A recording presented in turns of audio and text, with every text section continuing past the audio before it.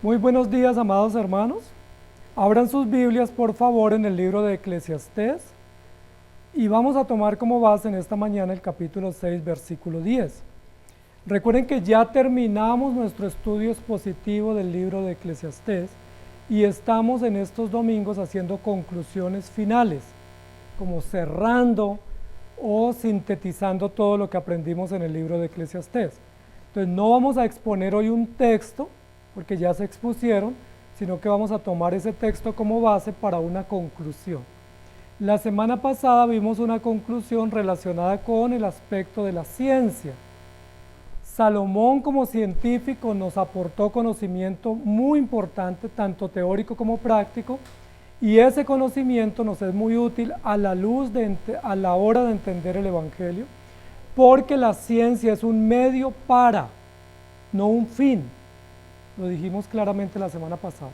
La ciencia es un medio para entender la vida, para tener bienestar, para glorificar a Dios, para tener mejores condiciones y para poder agradar a Dios y adorar a Dios sabiendo que el conocimiento viene de Dios. Es un medio para la gloria de Dios. Y hoy vamos a hablar de otro aspecto también de la conclusión general del libro de Eclesiastés. El texto base dice: respecto de lo que es, ya ha mucho que tiene nombre, y se sabe que es hombre y que no puede contender con aquel que es más poderoso que él. Eclesiastés 6:10.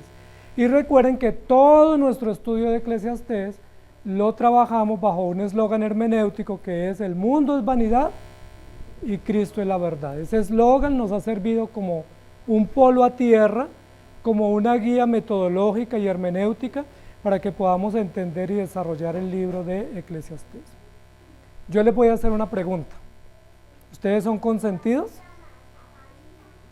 ¿Alguno de ustedes es consentido? Si hay unos consentidos ahí, levanten la mano los consentidos. Consentido, consentida. Vamos a hablar un poco sobre eso, por varias razones. Primero vamos a explicar qué significa la palabra consentido, cuando uno dice es que ese niño es muy consentido, o esa persona es muy consentida. Normalmente nosotros como padres o como adultos consentimos a nuestros hijos. Y el concepto consentir a veces en términos muy prácticos es como permitirles hacer cosas que ellos quieren, o darles gusto en algunos deseos o anhelos o antojos que ellos tienen. Sin embargo, el concepto de fondo de la palabra o del término consentido de un niño o un joven consentido es básicamente aquel que hace su propia voluntad. Es decir, un consentido es aquel que hace su voluntad. ¿Por qué es consentido? Porque pues él ejerce su voluntad y los que están a su alrededor le permiten que haga su voluntad. Ese es el concepto real. No es un concepto de un niño que es antojadizo o de un joven que quiere tener algunos logros y los consigue de alguna manera, sino de alguien que usando muchas técnicas logra hacer su propia voluntad. Es decir, impone su propia norma o su propia voluntad. Desde ese punto de vista, el concepto consentido es un concepto equivocado y es una noción equivocada de la vida, porque ninguno de nosotros debiera ser consentido. ¿Por qué? Porque ninguno de nosotros puede ni debe hacer o ejercer su propia voluntad. Porque nosotros ya tenemos una voluntad dispuesta y una voluntad soberana que nos rige, y ninguno debiera pretender alterar o incidir o cambiar esa voluntad para imponer su propia voluntad. ¿Me hago entender? Además de eso, porque Dios nos creó con sentido, que es otro término, que es una frase compuesta, con sentido, no con sentidos. Es decir, Dios nos creó con sentido, y el concepto de que Dios nos creó con sentido significa que Dios nos creó con conocimiento, y con ese conocimiento que Él nos dio por diseño, nosotros podemos y debemos entender y descifrar la vida y lograr el mejor provecho de ella. La pregunta de hoy es: ¿usted es consentido? Es decir, ¿tiene sentido en lo que usted hace? ¿Es con sentido o no? Porque Dios nos creó con sentido.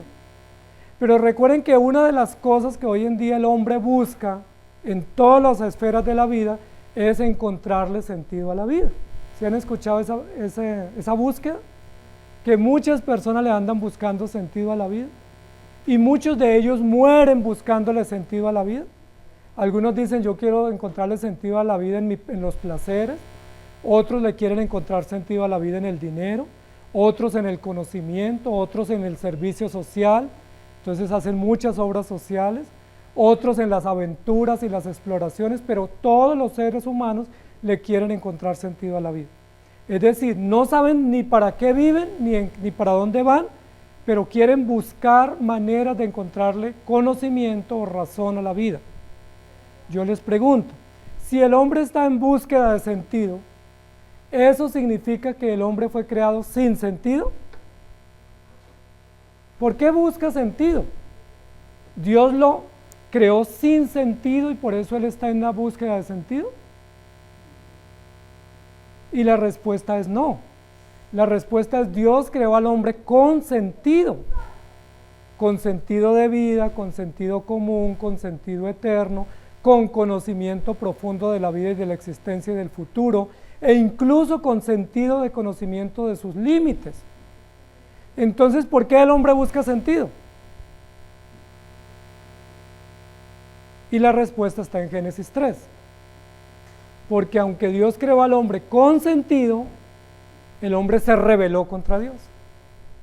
Y como se rebeló contra Dios y desobedeció a Dios, altercó con Dios, contendió con Dios, entonces se rompió esa relación que el hombre tenía con Dios, se rompió esa relación de creador y criatura y el hombre perdió el sentido de la vida. Nosotros pensamos que lo que el hombre perdió en el Edén fue poco y realmente la Biblia nos dice que lo que el hombre perdió fue mucho. Recuerden que quedó en 3 estados lamentables: muerto en delitos y pecados, esclavo totalmente del pecado y enemigo totalmente de Dios. Esos 3 estados nefastos consiguió el hombre mediante su rebeldía o mediante su altercado o su reclamo contra Dios. Y eso es muy importante para que nosotros lo podamos entender. Entonces volvamos a recapitular. Dios creó al hombre con sentido de vida, con sentido de futuro, con sentido común, con sentido de sus límites, pero el hombre se rebeló contra Dios. ¿Recuerdan quién le daba sentido al hombre antes del pecado? Dios, a través de su ley y a través de su creación. Y dice la Biblia que el Espíritu de Dios se paseaba en el huerto a la hora del día y el hombre tenía comunión y tenía relación y disfrutaba con Dios de todas las bondades de la creación. ¿Qué pasó para que el hombre perdiera sentido? Su rebeldía. Recuerden que algunos nos dicen que fue la curiosidad, que fue la prohibición, que fue su sentido imaginativo, pero la Biblia dice que fue que el hombre se rebeló contra Dios. Y las cosas las debemos llamar por su nombre. El hombre se rebeló contra Dios. Y como se rebeló contra Dios, quedó totalmente separado de Dios, enemigo de Dios, y perdió el sentido de la vida. Es decir, desde Génesis 3, el hombre o la humanidad le busca sentido a la vida. El problema es que busca en la fuente equivocada y busca en la dirección equivocada. Y cuando uno busca en las fuentes o en las maneras o lugares equivocados, pues nunca encuentra lo que uno busca. Porque si uno busca en la dirección correcta, encuentra. Pero si uno busca en la dirección contraria, nunca encuentra. Miremos lo que dice Romanos 12:2. No os conforméis a este siglo, sino transformaos por medio de la renovación de vuestro entendimiento, para que comprobéis cuál sea la buena voluntad de Dios, agradable y perfecta. No se conformen a este siglo, es decir, no vivan de acuerdo a cómo vive este siglo, porque esta sociedad y esta época y en este momento la humanidad vive en contra de Dios. Yo les pregunto, ¿desde cuándo la humanidad vive en contra de Dios? ¿En el siglo XXI? Desde Génesis 3. Desde Génesis 3 el hombre decidió voluntariamente, obstinada y responsablemente decidió vivir en contra de Dios, y por eso el apóstol Pablo nos dice a nosotros que somos creyentes Nos dice, por favor, les ruego, les suplico, les encargo, no vivan de acuerdo a cómo vive este mundo, porque este mundo está en contra de Dios, porque este mundo va en una dirección totalmente opuesta a la dirección en la cual debía transitar el hombre desde el momento de la creación y para el cual Dios lo creó. Miremos Eclesiastés 2:11.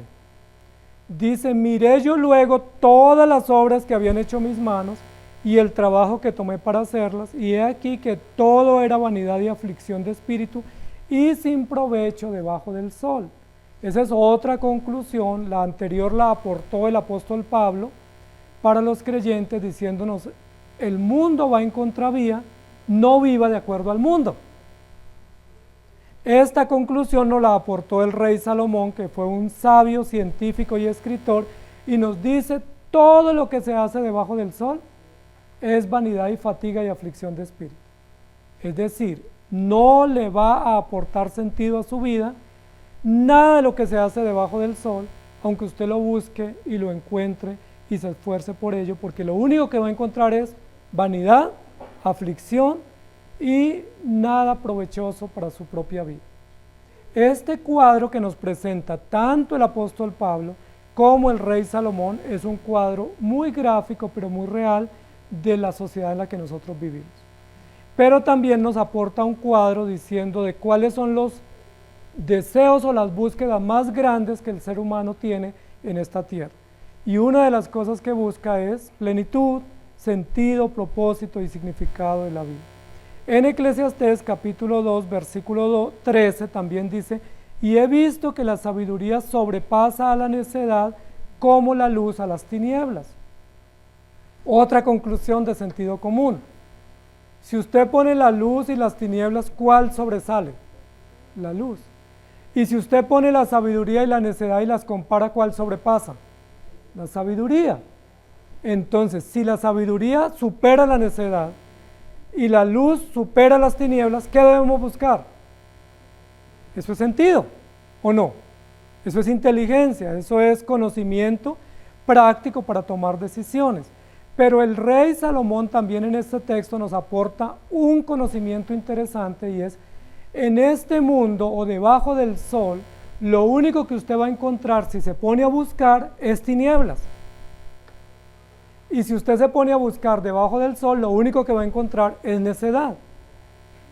Entonces, si usted dice, yo quiero luz y quiero sabiduría, ¿dónde tiene que buscar? Más allá de esta tierra.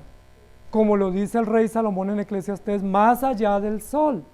Porque debajo del sol, lo único que va a encontrar es necedad y tinieblas.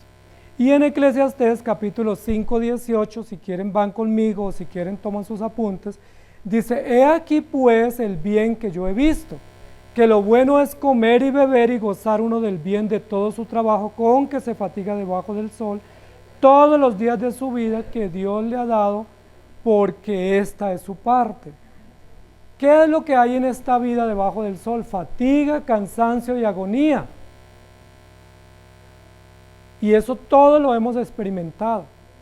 Incluso ahora hay unos conceptos médicos que los llaman fatiga crónica o agonía crónica o cansancio crónico, que es uno de los síndromes de una sociedad llena de afanes y de estrés, desesperada y desaforada buscando soluciones a su vida, pero buscando en fuentes equivocadas y buscando más acá del sol cuando tiene que buscar es más allá. En Eclesiastés capítulo 7, versículo 14 dice, en el día del bien goza del bien, en el día de la adversidad considera, Dios hizo tanto lo uno como lo otro a fin de que el hombre nada halle después de él. Es decir, aquí en la tierra también hay adversidad. Mire que todo este sentido nos lo está aportando el rey Salomón. Entonces, si vamos resumiendo, ¿qué hay en esta tierra? Tinieblas, fatiga, cansancio, necedad, todo es vanidad, todo es adversidad y no hay plenitud ni satisfacción. Entonces la pregunta que nos planteamos es, si el hombre busca sentido, pero lo busca acá en la tierra, ¿qué va a encontrar? Sin sentido. más frustración, más tragedia, más adversidad y más cansancio porque no va a encontrar lo que él busca. Pero lo que nos aporta también el rey Salomón y el apóstol Pablo es que el hombre está sin sentido por rebelde. Y esa es una palabra que es importante que la resaltemos, porque con frecuencia nosotros decimos que otros son rebeldes, pero nosotros somos nobles. Pero la Biblia, ¿qué dice? Todos somos rebeldes, todos somos pecadores, y todos teniendo la luz preferimos ir a las tinieblas, y todos teniendo la verdad preferimos ir al engaño o a la mentira. Mira el texto que estábamos usando de base de Eclesiastés 6:10. Dice, el hombre no puede contender con aquel que es más poderoso. Y esa palabra contender o desafiar o enfrentarse a aquel que es más poderoso denota la base o el motivo principal por el cual el hombre perdió sentido. Yo les pregunto, amados hermanos, cuando Dios creó a Adán y Eva y los puso en el huerto del Edén, que era una granja maravillosa, con todas las condiciones para vivir dignamente, no tenían que trabajar fuerte, sino que ya todo tenían para simplemente aprovechar. Ellos, ¿por qué decidieron rebelarse contra Dios? ¿Por qué Adán y Eva, en lugar de disfrutar todas las bondades de su relación con Dios y del disfrute de esa granja que se llamó Edén, por qué ellos decidieron rebelarse? ¿Qué le faltaba a Adán y Eva? La Biblia no registra que le faltaba nada, tenían absolutamente todo para vivir bien, vivir felices y disfrutar la creación, pero ellos decidieron rebelarse. Y lo dice Eclesiastés, el hombre decidió contender. ¿Qué es contender?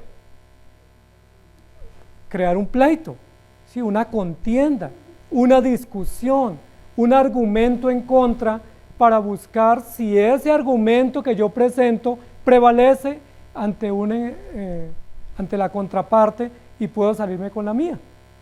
Es decir, cuando Adán y Eva contendieron contra Dios, ¿qué fue lo que ellos dijeron dentro de sí? Vamos a ver si nuestro argumento prevalece, y si nuestro argumento prevalece, pues logramos vencer a Dios. ¿Recuerdan qué dice la serpiente en Génesis 3? Seréis como dioses sabiendo el bien y el mal, y decidieron contender. Yo les pregunto, ¿no decide a veces el empleado contender con el jefe, buscando a ver si tiene la razón? ¿No decide a veces los hijos contender contra los padres o los que estamos bajo autoridad contender contra la autoridad? ¿Por qué contendemos? Porque queremos mirar si tenemos la razón, queremos medir fuerzas, queremos mirar si podemos medir fuerzas y en esa medición de fuerzas salirnos con la nuestra. Pero la Biblia dice que todo aquel que contiende contra Dios le va mal. ¿Sí recuerdan? ¿Sí han leído? ¿Recuerdan qué le pasó al hombre y la mujer cuando contendieron contra Dios? En Génesis 3, Dios los expulsó del Edén. Es decir, ¿ganaron o perdieron? Perdieron. ¿Recuerdan Satanás cuando contendió contra Dios, que quiso ser superior a Dios? ¿Qué le pasó? Fue expulsado del cielo y fue arrojado y constituido como un demonio tenebroso, enemigo de Dios y de la verdad, y totalmente destituido de la gloria de Dios. ¿Qué le pasó a Jacob cuando contendió contra Dios? ¿Recuerdan que también Jacob midió fuerzas contra Dios? Dice la Biblia que Dios lo derrotó, lo descoyuntó y que quedó con una lesión o una luxación en una pierna, una cadera, y que siempre, cada vez que daba el paso, pues él veía y los demás veían y él sabía que eso le había venido a causa de que él había pretendido luchar contra Dios y derrotar a Dios. Qué iluso Jacob, ¿no? Pero ¿se acuerdan que Sansón también quiso luchar contra Dios? Dios le dijo a Sansón, no puedes tener mujeres filisteas, no puedes tocar cadáver, no puedes dejarte crecer el cabello, no puedes tomar vino, cortarse el cabello. ¿Y qué hizo Sansón? Se enamoró de filisteas, se dejó cortar el cabello, se embriagó y tocó muerto. ¿Y cómo terminó Sansón? ¿Recuerdan? Sin ojos y como una bestia moliendo para sacar harina, para los filisteos. ¿Recuerdan quién más contendió contra Dios? Pablo. Pablo contendió contra Dios porque Pablo tenía un vivo celo por las cosas de Dios, pero estaba ejerciendo su celo de manera equivocada, persiguiendo a los cristianos. Y llegaba a las sinagogas cuando estaban reunidos y con cartas que le autorizaban los arrestaba y los mataba o los dispersaba con amenaza. ¿Y qué le dice el Señor a Pablo? Pablo, Saulo, Saulo, dura cosa te es dar cosas contra el aguijón. Es decir, no te atrevas a contender conmigo, porque si contiendes conmigo o contra mí, te va a ir mal. Y a Saulo le fue mal. ¿Recuerdan cómo quedó? Quedó ciego unos días, y parece ser que una de las grandes limitaciones que tuvo Pablo para escribir y para ejercer su ministerio público fue una limitación en su vista. No se sabe con exactitud si fue a raíz de ese encuentro que tuvo con el Señor, que quedó 3 días sin poder ver y de ahí en adelante no pudo recuperar su vista, tanto así que requería un secretario para que le ayudara a escribir y a redactar las cartas. Amados hermanos, ¿podemos contender contra Dios y salir bien librados? ¿Por qué el hombre contiende contra Dios? Porque él cree que es un consentido de Dios y que puede luchar contra Dios y ganar, cuando en realidad él es enemigo de Dios y está en contra de Dios y de su gloria.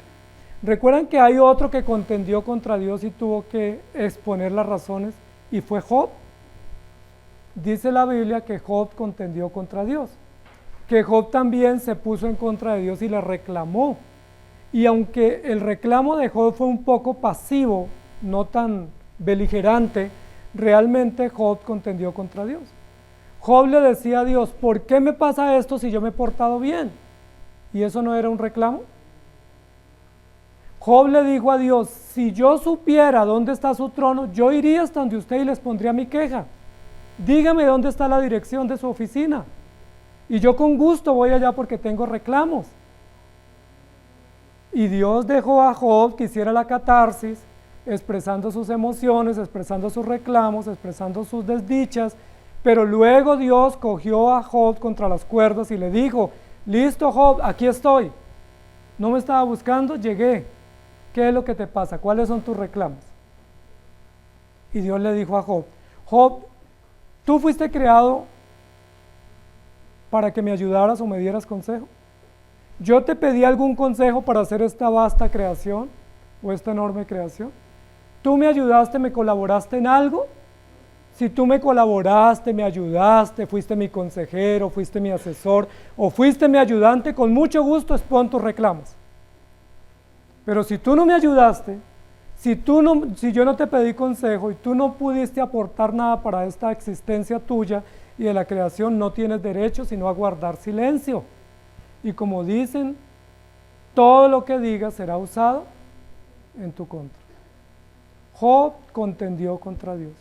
Por eso Job luego agacha la cabeza y dice, yo ahora te conozco y prefiero guardar silencio porque ahora entiendo quién soy. Entonces, ¿qué es lo que queremos decir en esta mañana? Que Dios nos creó con sentido, pero el hombre perdió el sentido por su rebeldía. Y Dios nos quiere recordar aquí a través del libro de Eclesiastés que hay varios elementos o varios aspectos para poder recobrar el sentido que se perdió. ¿Cómo se recobra el sentido perdido en la caída o en Génesis 3 por la rebeldía del hombre? El primer aspecto para recuperar el sentido es creer. ¿Creer qué? Que somos pecadores, que somos finitos, que somos limitados, y creer que Dios es la esperanza y la única salida y respuesta para nuestra condición. Es decir, necesitamos creer lo que nosotros somos, y es que somos insignificantes, y reconocer la grandeza de nuestro Dios. Pero todo aquel que contienda contra Dios o que rete a Dios no va a terminar bien. ¿Recuerdan ustedes los creadores, dice la historia del Titanic, esa embarcación tan famosa que parecía ser que iba a ser una embarcación pues lujosa y muy extravagante para demostrar la gloria y el poder de la arquitectura del momento, que los constructores o los creadores dijeron, ni Dios con toda su fuerza podrá hundirla? ¿Y se acuerdan qué sucedió en el viaje inaugural? Todavía no saben por qué se hundió.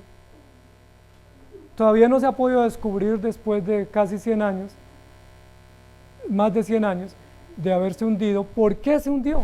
Si era una arquitectura precisa y exacta y se habían hecho todas las pruebas de calidad, pero se hundió.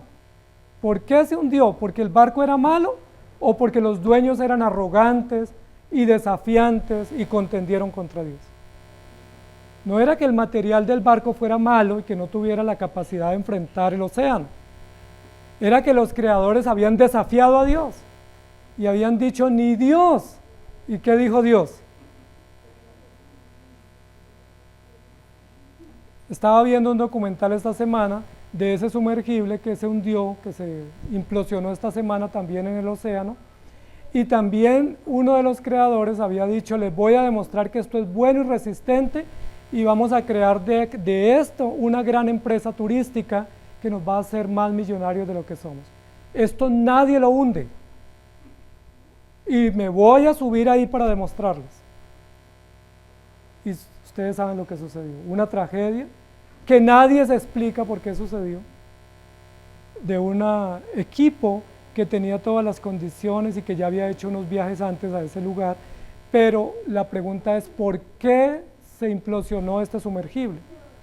¿Porque era de mala calidad? ¿Porque el titanio o la fibra de carbono o el material del que estaba construido era malo? ¿Porque no habían hecho las pruebas de resistencia? ¿O por qué? ¿O porque los dueños o los creadores desafiaron a Dios? Y ustedes tienen la respuesta. ¿Por qué Jacob quedó luxado de una cadera? Porque desafió a Dios. Y está justo en un capítulo donde dice la Biblia que Jacob luchó con Dios. Entonces, amados hermanos, el sentido para el cual Dios nos creó es para ser dependientes y someternos al Creador y hacer su voluntad, mas no para contender contra Dios. Y tenemos que poner los puntos sobre las íes mucho más en esta época, porque vivimos en una época donde la sociedad nos dice, tienes tantos derechos que no te dejes, reclama, exige, protesta, pero la Biblia nos dice, el único derecho que tú tienes es a creer y someterte, porque eres finito, eres criatura, eres limitado. No pretendas o no te atrevas a contender con aquel que es más poderoso, porque si contiendes con el más poderoso, ¿cómo terminas? Como una papilla, porque no puedes contender con el poderoso y quedar bien. La pregunta es, ¿y quién no contiende con el poderoso? ¿Se acuerdan que David también contendió contra Dios? David muchas veces le dijo a Dios, ¿dónde estás tú? ¿A dónde te fuiste? ¿Qué te pasa? ¿Por qué no vienes a auxiliarme cuando yo te necesito? Yo te necesito hoy y tú llegas mañana. Así no me sirve. ¿Se acuerdan que María también le dijo a Jesús eso? Jesús, llega rápido que mi hermano está enfermo, pero por favor, ven rápido. Y Jesús hubiera podido llegar enseguida, pero llegó 4 días después. ¿Y se acuerdan cuando llegó 3 días que ya llevaba muerto Lázaro y sepultado? ¿Se acuerdan qué le dijo María? No, Señor, así no me sirve. O sea, un salvador, un auxilio que me llegue tardío, no me sirve. Yo lo necesitaba hace 3 días. ¿Ya para qué? Y Jesús dijo, ¿dónde lo pusieron? Y fue y lo resucitó. María reclamó al Señor y Jesús le dijo, es que esta muerte es para la gloria de Dios, no es para tu beneficio. Tú querías que yo llegara hace 4 días para tú decir, tengo un buen amigo y un buen médico que me resucitó a mi hermano. Pero no era para eso mi visita era para la gloria de Dios. Entonces, amados hermanos, no está bien que el hombre contienda contra Dios. Y eso es lo que nos va a decir Eclesiastés en todo el libro. El hombre vive sin sentido porque está contendiendo contra Dios. Busque aquí, busque allí, experimente aquí, experimente allá, pruebe aquí, pruebe otra cosa, buscando encontrar lo que solo se encuentra en Cristo. Buscando encontrar propósito, felicidad y sentido solo en Cristo y negando a aquel que puede darle la vida y la esperanza. Miremos otros textos que tenemos de apoyo, y uno de ellos es Eclesiastés 12:1. ¿Qué nos va a decir el rey Salomón? Todo lo que usted haga acá, hágalo, pero no le va a aportar nada para su vida. Solo le va a aportar fatiga, vanidad, cansancio, agonía y desgaste.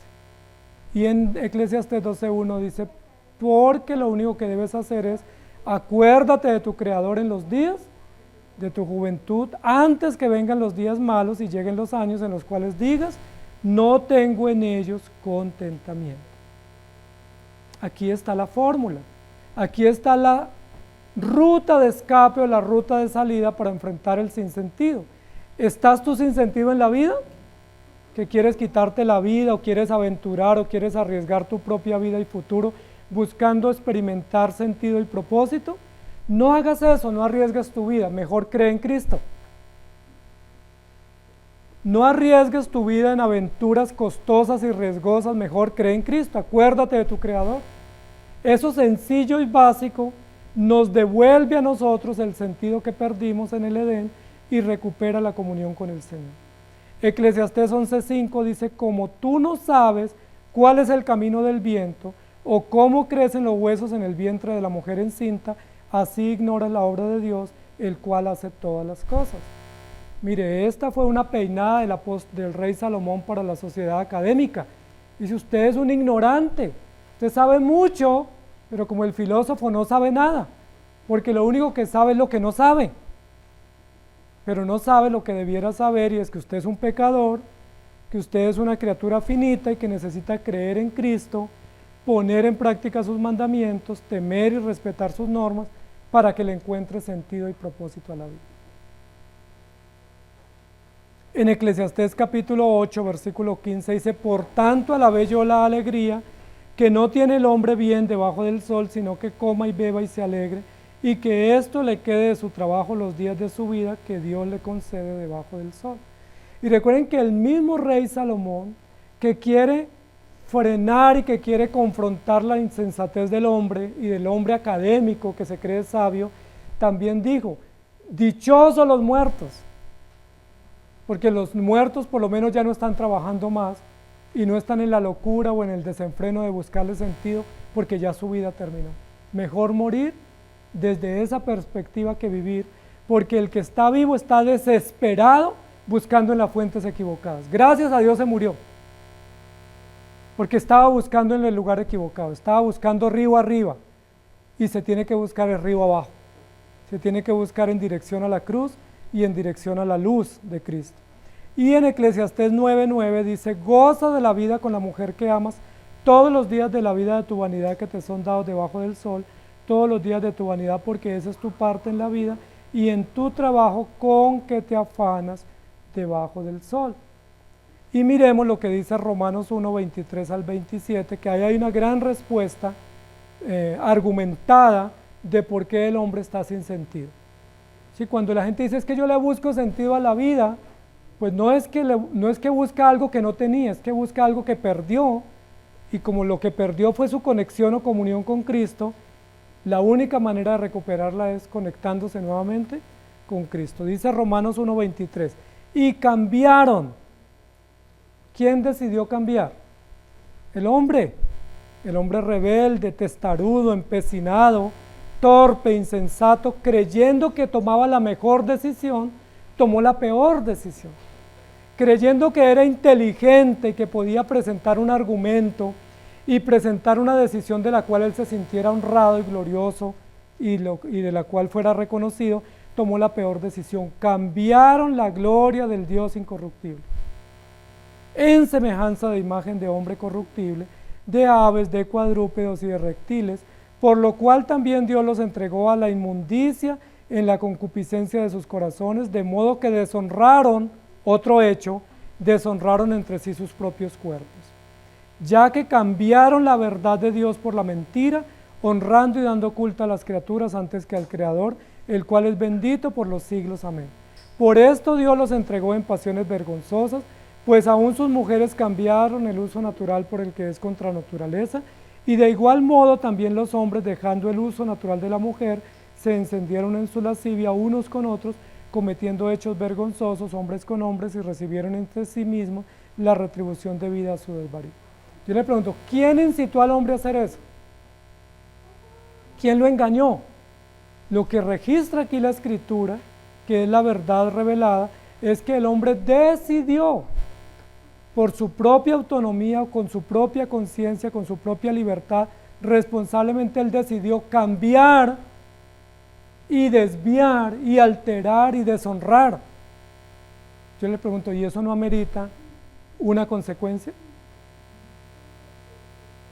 Eso no fue simplemente una pequeña falta, eso fue un enfrentamiento con el Dios creador, intentando cambiar la gloria de Dios. Imagínense, no solo cambió su diseño, no solo cambió el propósito de vida para el cual fue creado, no solamente alteró el concepto de respeto y de honra al Creador, sino que fue más osado el hombre.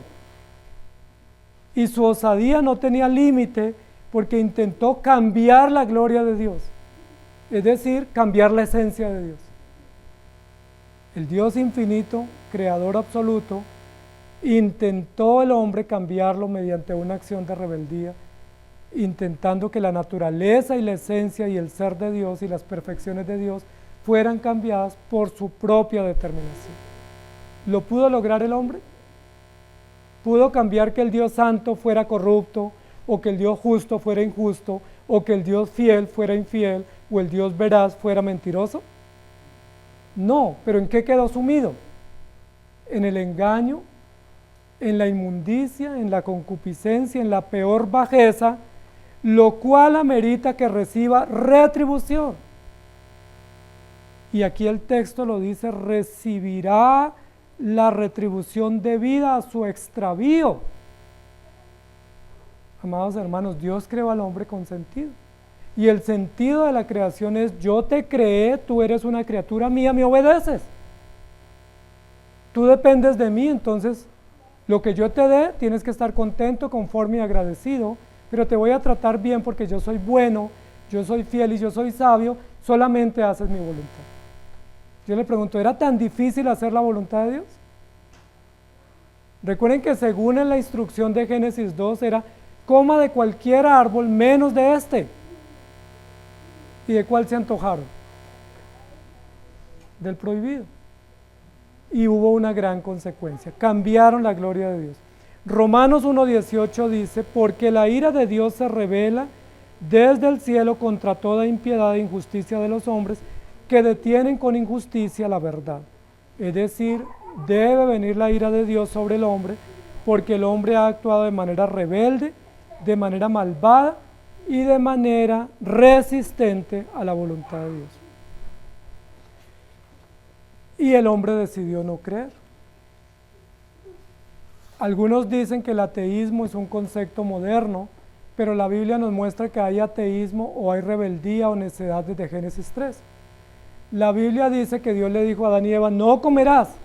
¿Y qué les dijo la serpiente? ¿Con que Dios ha dicho? Y terminaron desobedeciendo al Señor. Entonces, amados hermanos, creer en Dios y servir a Dios.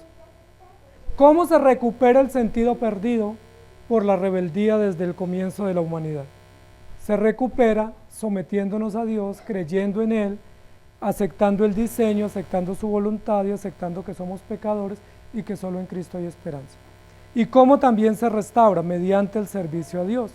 Si Dios nos creó para su gloria, pues lo único que tenemos que hacer es rendirnos a Él y servirle. Y en ese propósito se cumple la misión para la cual Dios nos creó.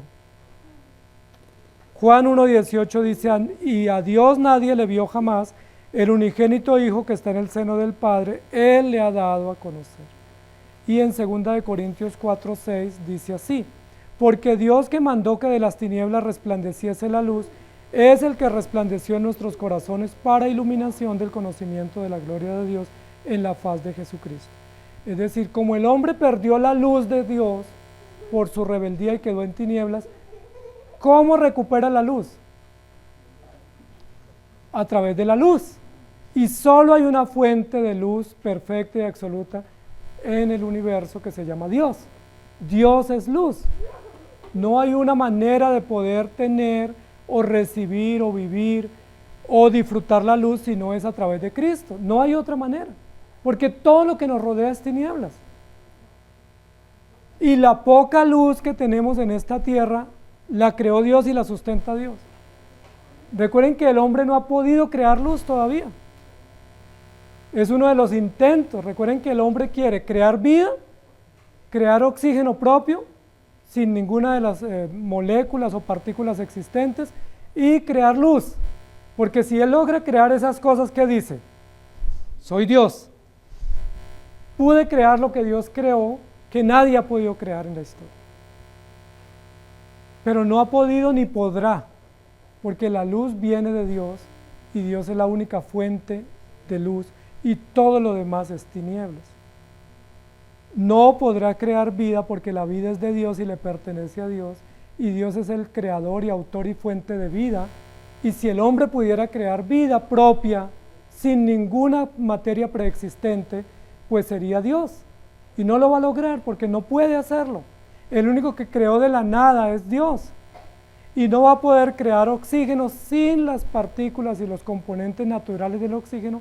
Él lo único que puede hacer es procesar lo que ya existe, modificar lo que ya existe, alterar incluso para su propio daño muchas de las cosas que ya existen, pero no puede crear nada nuevo.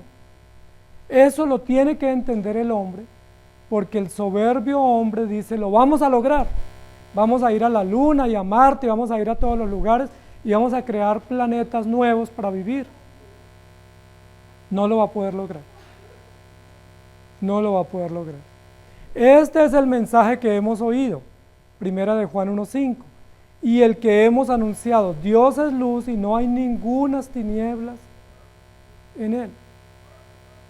Y en Juan 8:12 dice, otra vez les habló diciendo, yo soy la luz del mundo, el que me sigue no andará en tinieblas, sino que tendrá la luz de la vida.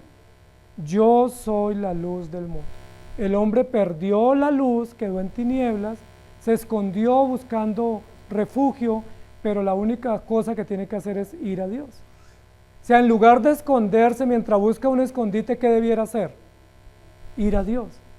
Mientras busca dónde esconderse para justificarse o pasar de agache, lo que debiera hacer es ir a la cruz y decir, estas son mis condiciones de vida, Señor, ten misericordia de mí.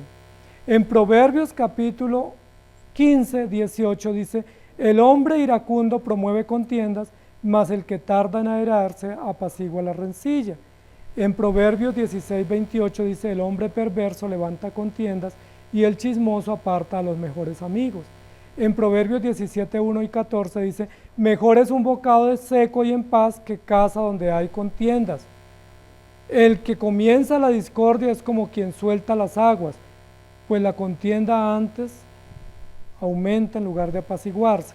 En Proverbios 18, 6 y 19 dice, los labios del necio traen contienda y su boca los azotes llama. El hermano ofendido es más tenaz que una ciudad fuerte y las contiendas de los hermanos son como cerrojos de alcázar. Todos estos textos de Proverbios, que también los escribió el rey Salomón, dice que un gran problema que enfrenta el ser humano es que es rebelde. ¿Y cómo expresa su rebeldía? Con ira. ¿Y qué arma para expresar su ira? Peleas, reclamos, contiendas, discusiones, argumentos, protestas, desacuerdos. ¿Sí? Miren que cuando Dios habla, nosotros lo único que podemos decir es amén. No se nos permite decir más. A lo que Dios decide y permite para nuestra vida, lo único que podemos decir es bendito sea el nombre de Jehová, Él dio, Él quitó, que su nombre sea glorificado. Pero nosotros no reaccionamos así. Tenemos una circunstancia, ¿qué decimos? ¿Y por qué? No me gusta, no la entiendo, que me la expliquen, no me parece. ¿Y por qué a mí y al otro no? ¿Y cómo se llama eso según la Biblia? Contienda, rebeldía, ira, pleito, discusión. ¿Podrá Dios o necesita Dios o requerimos nosotros que Dios se siente y nos explique lo que nosotros no entendemos? Ahora, la única explicación que Dios nos da es, yo soy Dios y usted es barro. Si esa explicación no es suficiente, pues no hay otra explicación. La única explicación es yo soy dueño y hago con lo que yo soy dueño lo que yo quiera, y tú eres barro insignificante, simplemente podría hacer lo que yo quiera contigo. Y tenemos que aceptar ante ese reto y decirle, Señor, ayúdame, dame confianza, dame paz, ayúdame a entender tu voluntad, porque yo no logro entender tus planes. Y en Proverbios 23 dice, honra es del hombre dejar la contienda, mas todo insensato se envolverá en ella. Y en el 22:10 dice, echa fuera al escarnecedor y saldrá la contienda, y cesará el pleito y la afrenta. 3 maneras para encontrarle sentido a la vida. Entender que fuimos creados para depender de Dios mediante la fe y la obediencia. Entender que fuimos creados para servir a Dios y rendirnos en dedicación a Él y a su gloria. Y entender que fuimos creados para morir e ir a rendir cuentas. Que ese es otro de los elementos que el rey Salomón incluye en su discurso. Primero, cree en Dios. Usted vive sin sentido, buscando en todos los escondrijos razón a su vida cuando debiera ir a Cristo. Usted vive sin sentido porque le sirve al mundo, malgasta su vida, se desgasta y se fatiga sirviendo al mundo en lugar de servir a Dios. Y tercero, usted vive sin sentido porque usted quiere no morir pensando que la muerte es nefasta cuando realmente la muerte es parte del diseño y nos prepara o nos lleva de frente al Creador para ir a rendir cuentas. Por eso el rey Salomón nos habla de que la vida es efímera, que es vana, que es como una sombra, que es como un pensamiento y que rápido nos envejecemos y morimos. Salomón nos habla de algo que ninguno queremos enfrentar y es la muerte, porque la muerte y el envejecimiento es el diseño natural para enfrentarnos al Creador. Es decir, se perdió el sentido de vida por el pecado, pero Salomón nos dice, es posible recuperarlo. Es posible recuperar. ¿Cómo se recupera el sentido? Creyendo en Cristo, sirviendo a Cristo y dedicando y consagrando nuestra vida a Él, y entendiendo que el morir en Cristo es ganancia, porque el morir es el medio natural para ir a rendir cuentas al Señor. ¿Eso no tiene sentido? Claro que sí. Salomón dice, si usted se desgasta y se malgasta en esta vida, pues seguirá viviendo sin sentido, porque no hay sentido en esta vida. No fue diseñado el mundo para que tenga sentido en sí mismo. Usted no fue creado para que encuentre plenitud en sí mismo. Nada de las cosas de este mundo en sí mismas son plenas. ¿Qué es lo que hace que este mundo sea bueno? Dios su creador, Dios su sustentador y Dios su providente. ¿Qué es lo que hace que la vida en esta tierra sea buena? Dios que nos crea, Dios que nos sustenta, Dios que nos preserva y Dios que nos provee. Miren que uno va al supermercado y encuentra todo lo que necesita para su sustento, para su alimento. Pero ¿quién proveyó esos alimentos en el supermercado? ¿Quién hizo que nacieran, germinaran, hubiera fruto, se recogiera el fruto, se trajera al supermercado? ¿Llegaron solitos? Si uno va y desocupa la vitrina, los estantes, ¿será que la otra semana solitos llegan los frutos ahí por arte de magia? ¿Qué es lo que hace que la vida en esta tierra sea buena? Lo dice Salomón, no es el azar, no es la casualidad lo que hace que la vida aquí sea buena. Lo que hace que la vida aquí sea buena es que el que está más allá del sol provee todas las condiciones para que podamos vivir bien. Aire, oxígeno, vida, calor, energía, alimentos, salud, sentido, relaciones, oportunidades, capacidades, pero todas esas vienen de Dios. Ninguna facultad de las que tenemos es propia. Incluso ninguna de las facultades que tenemos, el mismo organismo las puede gestionar. Provienen de Dios. Y si Dios nos las quita o nos limita o nos frena por alguna razón, pues esa es la voluntad de Dios. Romanos 6:17 dice, pero gracias a Dios, que aunque erais esclavos del pecado, habéis obedecido de corazón a aquella forma de doctrina a la cual fuisteis entregados. Gracias a Dios, que aunque nos rebelamos contra Él, murió en la cruz enviando a Jesucristo y a través de la fe y de la gracia nos llama a volver a estar en paz con Él. Miren lo interesante, toda la obra la hizo Dios. ¿Quién creó? ¿Quién proveyó todos los medios de vida? ¿Quién provee el medio y camino de salvación? ¿Quién nos reconcilia con aquel a quien ofendimos?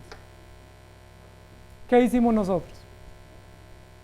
Rebelarnos, reclamar, incluso ahora seguimos reclamando. Romanos 1:28 dice, y como ellos no aprobaron tener en cuenta a Dios, Dios los entregó a una mente reprobada para hacer cosas que no convienen. Mente reprobada, es decir, donde estaría la base del conocimiento, la base de la inteligencia y del sentido, el hombre está totalmente reprobado, es decir, totalmente entenebrecido, y su mente está totalmente en contravía a la voluntad de Dios. Por eso a lo bueno llaman malo y a lo malo llaman bueno, porque el hombre está totalmente ajeno a la voluntad de Dios. Y en Salmo 138:6 dice, porque Jehová es excelso y atiende al humilde, mas al altivo mira de lejos. Y en Isaías 13:11 dice, y castigaré al mundo por su maldad y a los impíos por su iniquidad, y haré que cese la arrogancia de los soberbios y abatiré la altivez de los fuertes. Miren, amados hermanos, que una vez Dios nos restaura y nos regenera a través de la obra de gracia por el Espíritu Santo, nos reconcilia con Dios. Y de ahí en adelante, todo el proceso de vida cristiana, que sería un proceso de discipulado, de santificación, de crecimiento, una de las cosas que Dios más tiene que trabajar en nosotros es el tema de la humildad. Si ustedes se dan cuenta, una de las áreas en las cuales Dios más se esfuerza con los medios de gracia para trabajar es hacernos humildes. Y si Él nos está haciendo humildes, ¿es por qué? Porque somos soberbios, porque somos altivos, porque nosotros pretendemos ni siquiera permitir que Dios haga su voluntad en nosotros.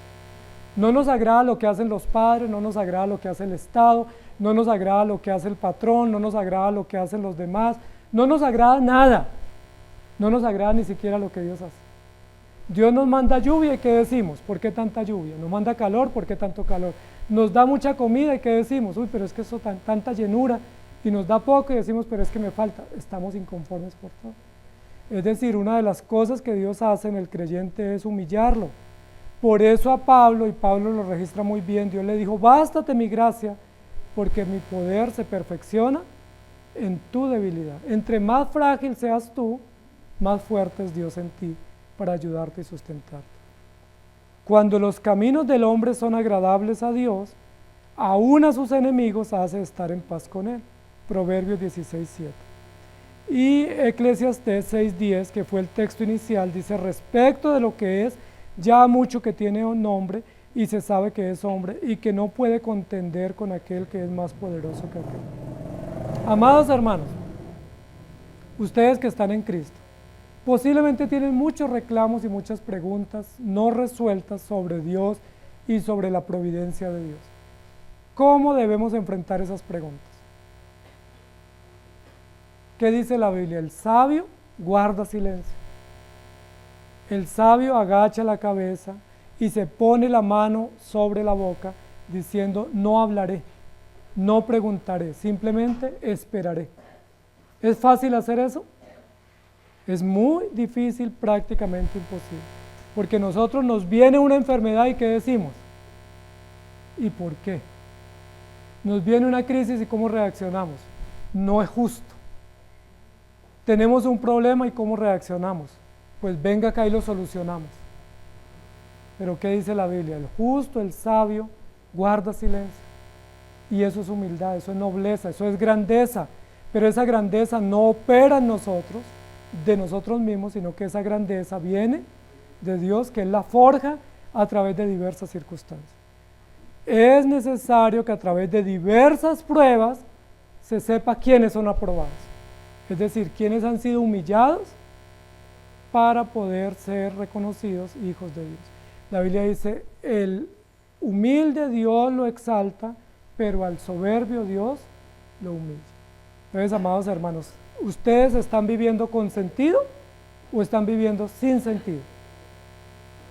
Con sentido solo aquel que cree en Cristo, que se consagra y le sirve a Él y que entiende que la vida y la muerte están en las manos del Señor y que son para su gloria.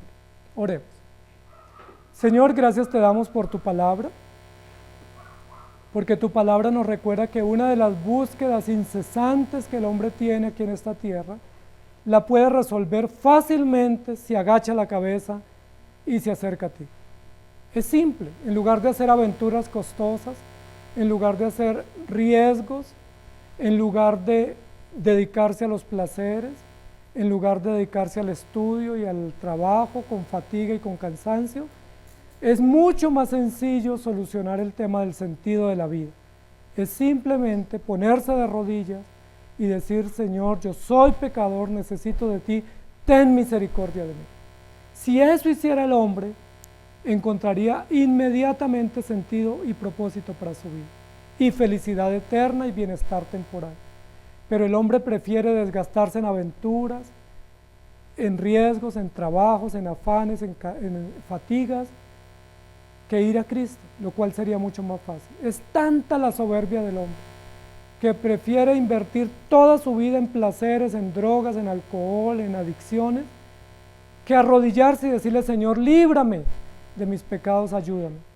Es tan altivo el ser humano que prefiere esclavizarse en el trabajo, en la ambición de tener más, en aventuras costosas y riesgosas, en lugar de decir: Señor, ayúdame, perdóname, reconcíliame contigo. Ayúdanos a nosotros a no ser soberbios como el necio. Doblega nuestro orgullo y nuestra arrogancia, porque muchas veces todos los tropezones que tenemos y las caídas y los dolores y las aflicciones no son producto de tu determinación sabia y justa, sino que son consecuencia de nuestras malas acciones y de nuestra propia rebeldía.